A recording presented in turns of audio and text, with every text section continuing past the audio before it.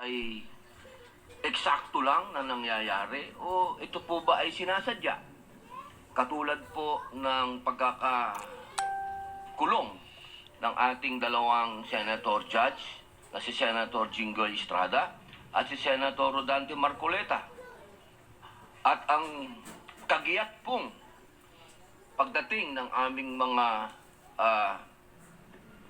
masasabing galing sa ombudsman, sa akin, at kay Senator Alan Peter Cayetano.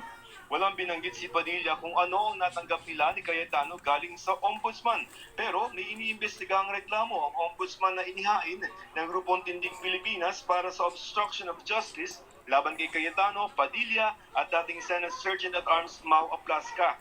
Dahil sa umunoy pagharang nila ng pagpapatupad ng arrest warrant ng International Criminal Court at pagpapatakas kay Senador Ronald Bato de la Rosa. Nasa preliminary investigation na ang reklamo o panahon kung saan tinitingnan ng ombudsman kung may kasong maihahain sa korte laban kina Cayetano. Humingi na ng counter-affidavit o tugon ng ombudsman sa tatlo. Ayon kay Ombudsman Crispin Remulla, naghain na ng kanyang tugon si Cayetano na kinumpirma ng mga abogado nito na isinumite ng July 8. Humingi naman ang palugit si Aplasca pero nakapagsimite na rin daw ito ng kanyang panig noong July 9 ayon sa kanyang abogado. Pero ayon kay Remulla, hindi pa rin daw nagsumite ng kanyang tugon si Padilla. Tapos na ang 15 araw na palugit para rito. Surprisingly, one person has chosen to ignore the ombudsman's order. That's Senator Robin Padilla. Maybe he will just adopt the arguments of the persons who are charged with him. That's the best he can do.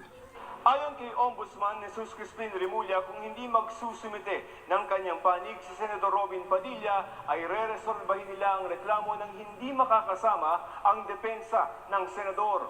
He chooses to ignore the ombudsman, then so be it. Wala siyang defense. He can choose to waive everything. It looks like he has chosen to waive it.